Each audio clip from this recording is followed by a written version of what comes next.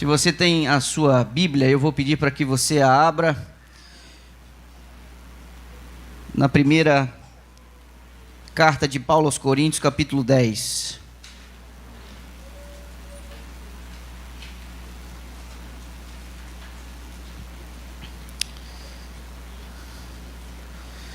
E tendo encontrado, eu vou pedir para você inclinar a sua cabeça.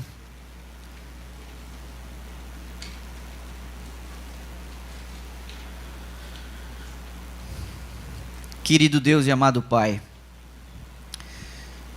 que honra estarmos diante de Tua face santa nesta manhã, para ouvirmos a Tua palavra. Este é o Teu povo, a Tua igreja, Teu corpo na terra. São reconhecidos pelo Teu nome. Seu coração, nele Cristo habita, e nele o Teu Espírito reina. Mas como estamos enfermos, nós precisamos de uma renovação diária da Tua graça e da Tua misericórdia, para a gente ser o que a gente precisa ser, para a gente fazer o que a gente precisa fazer. E a Tua palavra nos impulsiona na direção correta, e neste momento nós a temos aberta no nosso colo, e pedimos, através de Tua graça e segundo as Tuas promessas, que o Senhor encha este lugar com a Tua presença. Que este recinto seja marcado pela descida do Deus Todo-Poderoso, que decidiu habitar no meio do seu povo, e que ao deixarmos este recinto, tenhamos a clara certeza de que estivemos na presença do Deus Todo-Poderoso que nós invocamos agora. Fala com a Tua igreja, a despeito dela e a despeito do mensageiro. Nós oramos não porque merecemos, Pai, mas porque nós precisamos, e Tu és um Pai cheio de misericórdia, que tem prazer em ouvir as nossas orações. Então, por favor, responde, desce, fala com a gente, nós Te pedimos em nome de Jesus, o nosso Senhor. Amém. Versos 11 a 13, primeira carta de Paulo aos Coríntios, capítulo 10. Estas coisas aconteceram com eles para servir de exemplo e foram escritas como advertência a nós, para quem o fim dos tempos tem chegado. Por isso, verso 12, aquele que pensa em estar em pé, veja que não caia. E o verso 13 complementa, não sobreveio a vós nenhuma tentação que não fosse humana, mas Deus é fiel, e não permitirá que vocês sejam tentados além do que podem suportar. Pelo contrário, juntamente com a tentação, proverá livramento para que vocês a possam suportar. Meus irmãos, o apóstolo Paulo recupera aqui a memória da história do povo de Israel. E ele justifica a recapitulação que faz de parte dessa história ao dizer: estas coisas foram escritas para que a gente possa conseguir suportar o que está para vir. O apóstolo Paulo sugere neste capítulo que a gente precisa investigar a história do povo de Israel e aprender algumas das lições que eles nos deixaram. E eu espero ao longo dessa semana que a história desse povo sirva para nós como estímulo e advertência, para a gente poder suportar o que está vindo aí pela frente. Eu fiz uma pesquisa, não tão profunda, mas também não diria superficial, sobre algumas das tentativas da igreja ao longo dos últimos 130, 150 anos, de chamados que a igreja fez oficialmente através de sua liderança mundial para um reavivamento da piedade cristã, que segundo Ellen White é a nossa maior necessidade. Eu descobri que em 1924, um presidente chamado J.E. Fulton, ele fez um chamado à igreja e a conclamou. Isso fazia 9 anos que a serva do Senhor havia descido à sepultura, e ele fez um chamado à igreja a um reavivamento e uma reforma. Nas publicações oficiais da igreja, eu fui encontrar uma outra tentativa como essa, apenas na década de 70, em 1975, por Robert Pearson. ele também fez um chamado à igreja, dizendo que embora a igreja estivesse avançando em muitas áreas, na área educacional, na área hospitalar, as nossas instituições, o avanço em territórios não penetrados, ele dizia que sem a ajuda do Espírito Santo seria impossível completar a missão. Isso disse ele em 1975, dizendo à igreja: nós precisamos consagrar a nossa vida e buscar um reavivamento da primitiva piedade cristã. Na década seguinte, 13 anos depois, em 1988, foi a vez de Neil Wilson, o pai do atual presidente da Conferência Geral. E esse também disse: nós precisamos de um reavivamento. Isso foi no final da década de 80. E em 2011 é possível que alguns de vocês lembrem. Isso estampou a capa da revista Adventista, isso chegou como um documento a todas as igrejas na divisão sul-americana, e era um apelo ao reavivamento e à reforma. Isso foi em 2011, alguns de vocês devem lembrar. Este documento foi produzido pela Associação Geral, ele foi estudado, lido em cada uma das suas reuniões, desde a sede mundial da igreja, nos escritórios regionais em suas divisões.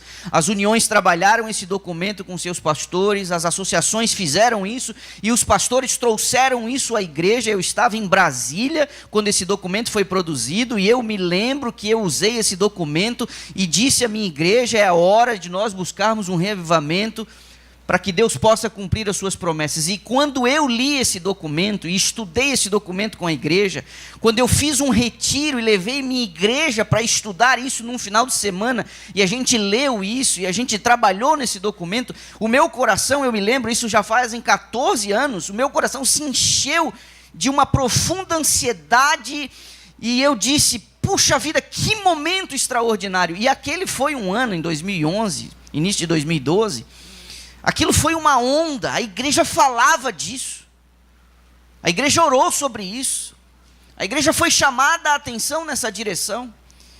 Mas eu temo dizer, e o pastor Ted Wilson, encerrando já o seu terceiro termo à frente da igreja, eu temo dizer que este assunto já alcançou o seu ápice há alguns anos, e quem sabe alguns de nós já não refletimos um pouco sobre isso.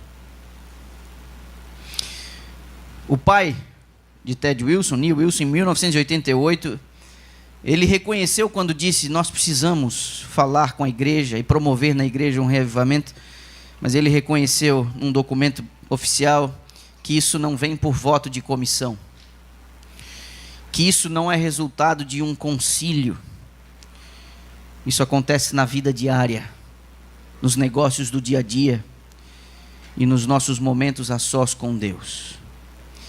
Eu espero que essa semana você tenha um momento com Deus e que algo possa começar dentro de você nessa semana.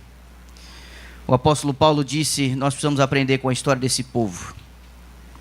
E eu quero levá-los nesta manhã a considerar um episódio que vai servir como um pano de fundo e vai servir como uma base para a nossa semana. Nós vimos que o apóstolo Paulo disse: temos que aprender com essa gente, para a gente não cometer os mesmos erros. Temos que aprender com essa gente porque o fim se aproxima e nós vamos precisar nos consagrar a Deus. Pois bem, eu vou convidar você a ir até o capítulo 17 do livro do Êxodo, lá dentro do Pentateuco. Se você tem um mínimo de familiaridade com as Escrituras, você vai lembrar deste episódio. Ele marca um momento entre a saída do Egito e a chegada em Horebe, ou a chegada no momento do Sinai, antes de eles tomarem posse da terra prometida. Capítulo 17, o verso 6, nós lemos assim: eis que estarei ali diante de você sobre a rocha em Horebe. Bata na rocha e dela sairá água e o povo beberá. E Moisés assim o fez na presença dos anciãos de Israel. Os capítulos 15, 16 e 17 do livro do Êxodo é um festival de incredulidade. Você vê o povo reclamando de um jeito que quando você lê, dá vontade de pegar essa gente pelo pescoço. Porque se você conhece um pouquinho da história do Êxodo, você vai lembrar que Deus deu sinais e maravilhas quando arrancou o seu povo do coração do Egito, dizendo: eu vou fazê-lo subir a uma terra boa que eu prometi a Abraão, a Isaque e a Jacó. Quando Deus faz isso, Ele faz com requintes de majestade e glória, porque cada uma das pragas que foram arremessadas contra o Egito era um jeito de Deus dizer que não havia outro Deus igual a Ele, que tudo aquilo era uma loucura, todo aquele conjunto de divindades egípcias era uma completa insanidade. Cada uma das pragas atingia uma divindade egípcia, e Deus estava reorganizando a lógica lá, porque a lógica que imperava era a seguinte: se o Deus de vocês, que vocês dizem ser único, Criador dos céus e da terra, fosse de fato um Deus verdadeiro e poderoso, como vocês assim afirmam, por que vocês estariam na condição de escravos nos servindo? Então os egípcios não apenas viam uma condição de senhor e escravo, mas viam um duelo da divindade, como se os deuses do Egito fossem mais poderosos do que o único Deus dos hebreus. Mas quando Deus lança as pragas sobre o Egito, cada uma delas atingia a divindade egípcia. E Deus dizia: deixa o meu povo ir. O Nilo, as rãs, os piolhos, as feridas, o gado, a saraivada, a claridade do sol, o fogo e, por último, a própria divindade na figura do faraó e do sucessor do trono. Foi uma surra. Deus estava dizendo: não há ninguém igual a mim. Eu dei um tempo na minha misericórdia, eu dei um tempo na minha longanimidade, mas agora é a hora de eu levar o meu povo para o lugar que eu prometi que seria a herança deles.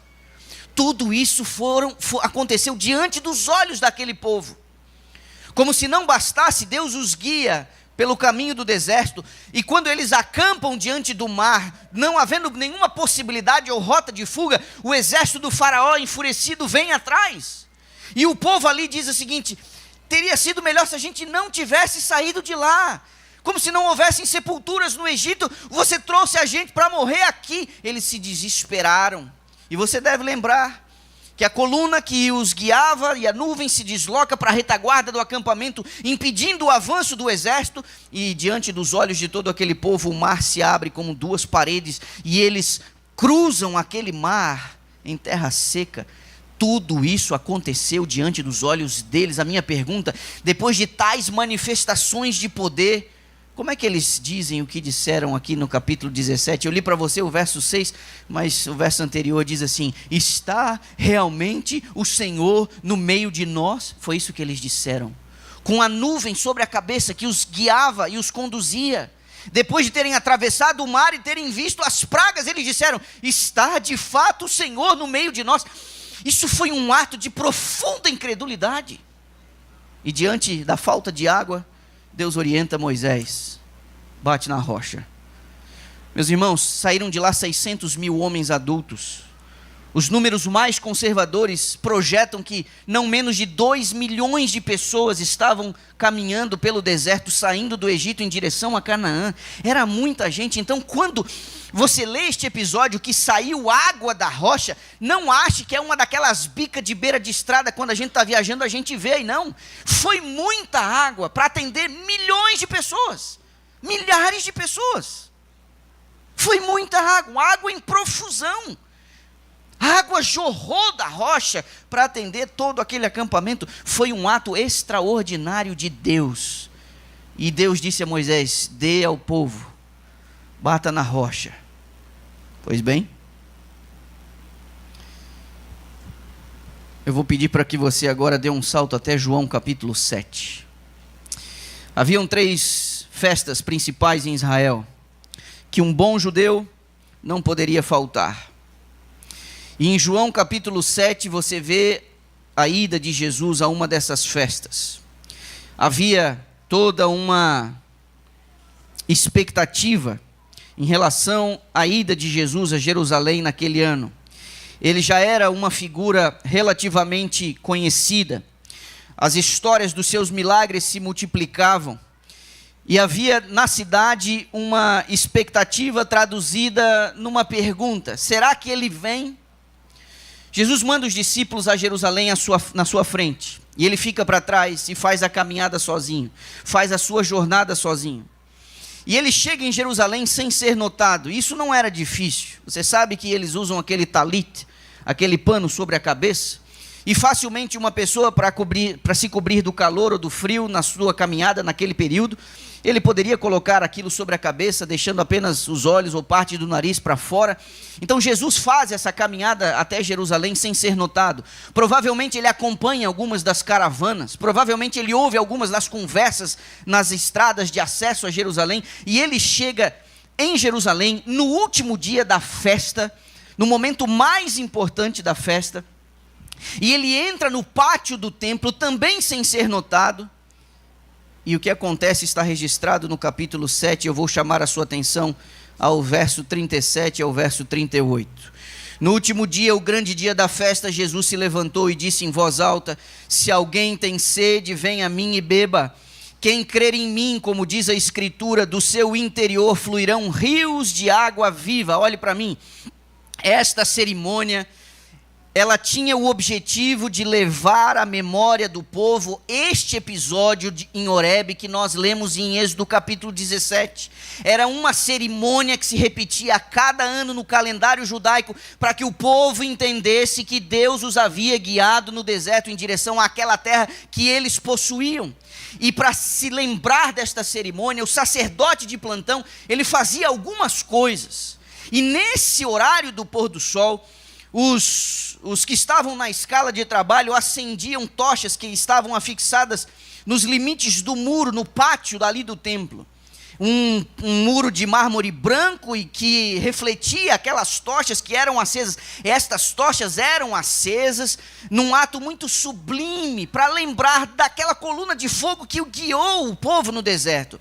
Mas nesse momento, depois de acesas as tochas, o sacerdote de plantão, com um jarro de bronze, com água do tanque de Siloé, diante de toda a multidão no pátio do templo, ele derramava essa água num recipiente, que era utilizado ali no ofício diário, diante de toda a assembleia.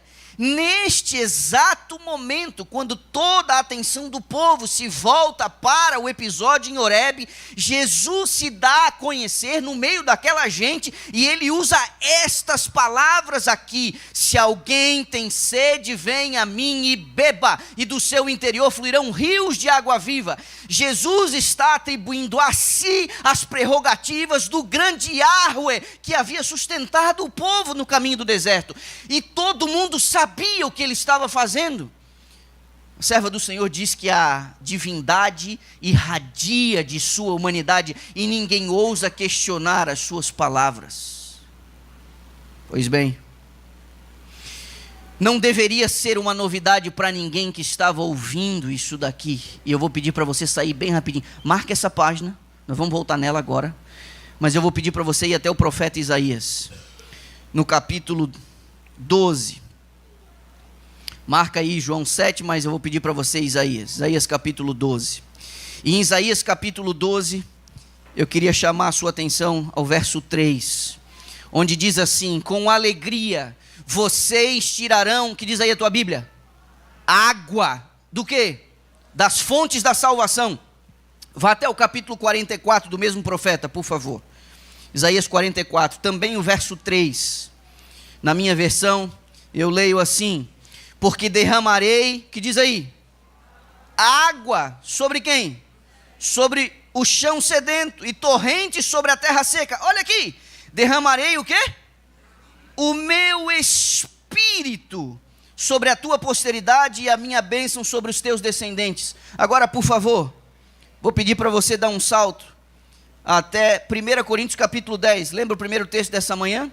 Você lembra que o apóstolo Paulo falou: a gente tem que aprender com a história daquele povo? Pois bem, repare, nós lemos os versos 11 a 13, agora eu vou convidar você a observar o verso 4 do capítulo 10, o mesmo capítulo 10. Ele está lá falando E recapitulando parte da história, ele diz assim, ó: e beberam da mesma bebida espiritual, porque bebiam de uma pedra espiritual que os seguia. Que diz aí o final do verso na sua Bíblia? E a pedra era Cristo. Então olhe para mim, Isaías 44 me diz que Deus derramaria água sobre o sedento, e aí na sequência diz: vou derramar o meu espírito. Ou seja, na perspectiva de Isaías capítulo 44, essa água que Deus disse que derramaria sobre o povo era o quê? Era o quê? Era o Espírito Santo. E agora Paulo está dizendo que a pedra é quem? Que a pedra é Cristo. Então quando Cristo diz, agora volte a João capítulo 7, quando Cristo diz assim: derramarei água, ou melhor, quem tiver sede, quem quiser,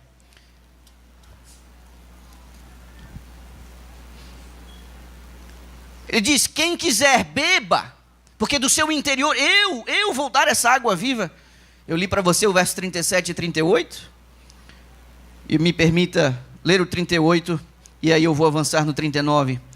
Quem crer em mim, como diz a Escritura, do seu interior fluirão rios de água viva. Verso 39, isso ele disse a respeito de quem? Que diz aí a tua Bíblia? Do Espírito que os que nele crescem haviam de receber, pois o Espírito até aquele momento não tinha sido dado, porque Jesus ainda não tinha sido glorificado. Olhe para mim, os símbolos que são utilizados, a advertência de Paulo dizendo: aprenda com a história. Nós vemos aqui uma grande lição que nós precisamos aprender. No episódio do deserto, que Paulo nos exorta dizendo assim: aprendam com eles, nós vemos uma lição para a igreja, onde Cristo é a rocha e o Espírito é a água. João, quando dá essa nota explicativa, já fazia quase 60 anos que Jesus tinha morrido, e ele se vê forçado quando escreve o seu evangelho, quando ele relata o episódio no pátio do templo, ele diz: Jesus estava falando do Espírito Santo. João dá uma explicação, ele não apenas narra o que aconteceu no pátio, mas ele dá uma explicação. Ele estava falando do Espírito Santo, porque o Espírito Santo até aquele momento não havia sido dado. Não que o Espírito Santo não agisse, mas era uma força represada. Mas aí João diz assim, porque até aquele momento Jesus não tinha sido glorificado. E a minha pergunta para você é: em que momento Jesus foi glorificado? Ele disse em algum momento que ele glorificaria o seu Pai, e ele glorificou o seu Pai na cruz do Calvário. O que acontece aqui, meus irmãos? Primeiro a rocha é ferida, depois a água jorra. Primeiro Cristo precisou ser ferido, para que depois Deus o Pai pudesse derramar sobre a sua igreja o Espírito Santo com uma força jamais testemunhada. O episódio em Horebe traduz uma realidade muito superior a apenas aquele episódio em Horebe. Aquele momento, naquela rocha, o povo bebendo aquela água, traduz uma realidade muito superior àquele momento. Era uma coisa relacionada a mim e a você e a trajetória da igreja. Sabe por quê? Eles foram libertados do cativeiro egípcio. Mas eu faço aqui uma pergunta e a resposta é óbvia. Quando eles foram libertados do cativeiro egípcio, eles entraram automaticamente na terra prometida? Responda para mim. Entraram automaticamente na terra prometida? Não. Responde para mim, o que havia entre a saída do Egito e a terra prometida? Diga para mim, o que havia lá? Havia um deserto. Você já aceitou Jesus como seu salvador pessoal? Ele já quebrou as correntes do pecado que aprisionavam você? Ele olhou para o seu coração depois que você decidiu: eu entrego a minha vida ao Senhor. Ele tomou você como propriedade dele. Você pertence a Jesus, salvo pela graça e a justiça de Jesus. Isso já aconteceu com você? Sim ou não? Minha pergunta: você já habita na terra prometida? Ou você, como eu, está aguardando o momento em que Ele vai nos levar para casa? Pergunta: o que há entre o dia em que você foi libertado das cadeias e do cativeiro do pecado e o dia que você vai receber a herança entrando na terra prometida? O que há no meio desse teu caminho aí? E por que cargas d'água? qual a razão, qual o motivo de alguns de nós estarmos tentando sair pelo meio do deserto em direção à terra prometida sem água? Por que alguns de nós estamos nos enganando, achando que a gente vai conseguir chegar no nosso destino final sem água? Sabe o que acontece com uma pessoa desidratada? Ela começa a sofrer muitos danos. Ela desenvolve alguns sintomas. Uma pessoa desidratada caminhando no deserto, sob um sol escaldante, seus lábios começam a ficar ressequidos, a sua boca fica seca.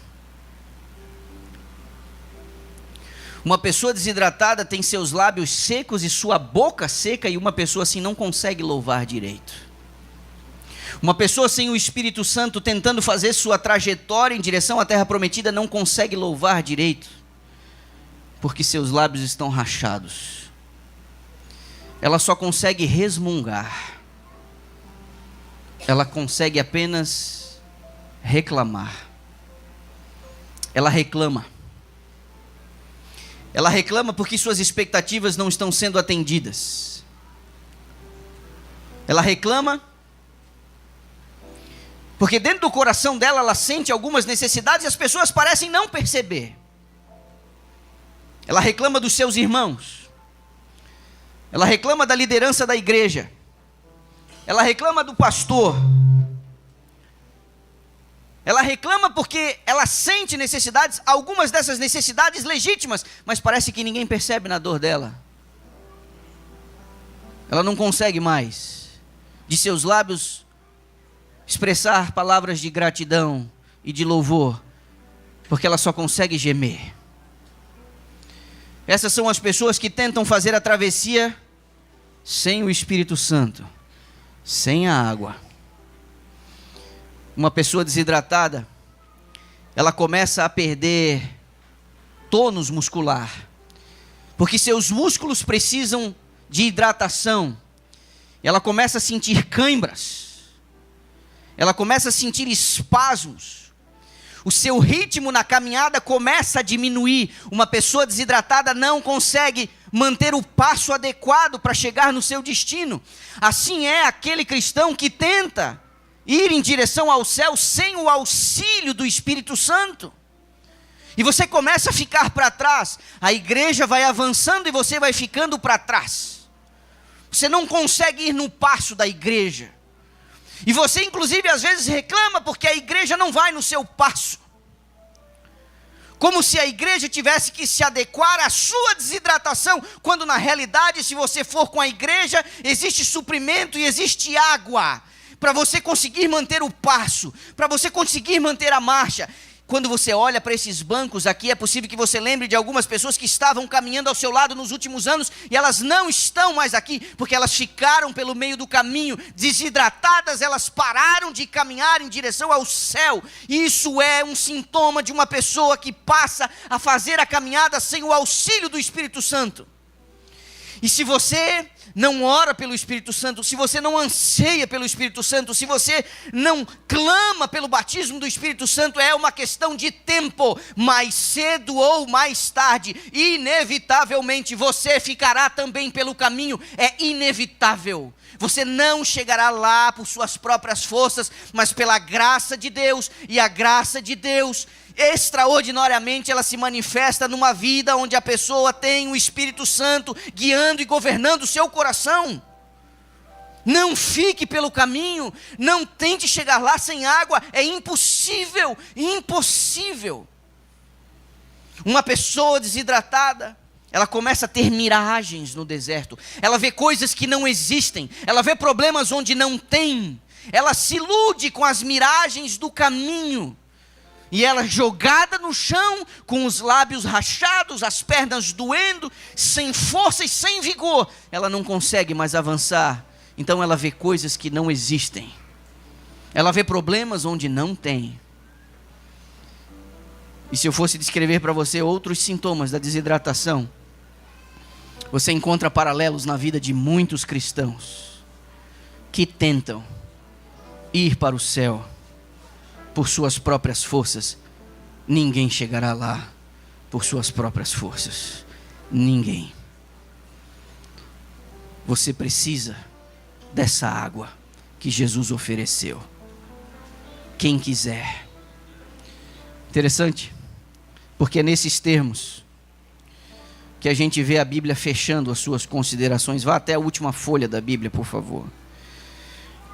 Até a última folha da Bíblia, o último capítulo, o desfecho de tudo, em Apocalipse capítulo 22.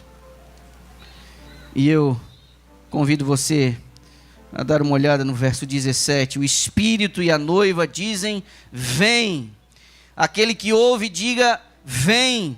E aquele que tem o quê? Que diz aí a tua Bíblia? Sede. Venha, e quem quiser, de graça receba o quê? A água da vida.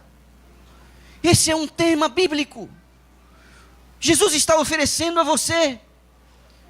E se você disser a Ele nessa manhã: eu já não tenho mais forças, eu já não tenho mais fôlego, talvez a semana de oração desse março de 2025 encontre você jogado no meio do deserto. Você não sente que tem mais força nem para se levantar.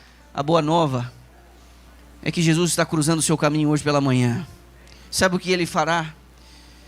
Num gesto seu, numa expressão de vontade sua, exercendo a sua liberdade, porque se o Espírito está agindo dentro de você, e se nessa manhã você entende assim: Ele está descrevendo a minha vida, esses sintomas são meus, eu consigo perceber algumas desses sintomas na minha vida, e talvez você pense assim: eu preciso de ajuda. Sabe o que Cristo fará se você der autorização a Ele nessa manhã? Ele vai sentar nesse chão empoeirado da sua vida. Ele vai colocar a sua cabeça no colo dele. Ele vai fazer um afago nos seus cabelos.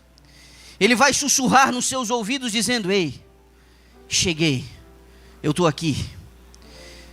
Como você, por sua desidratação, não vai conseguir beber muita água, então Ele vai com seus dedos molhar os teus lábios. Ele vai numa proporção que você consegue aguentar pelo teu estado agora. E isso pode variar de você para o outro que está sentado aí do seu lado.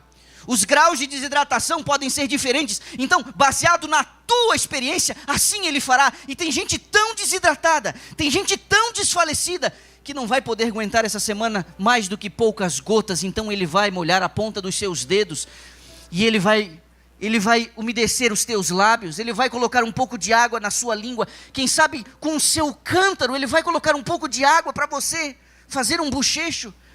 Isso vai lhe trazer um pouco de esperança.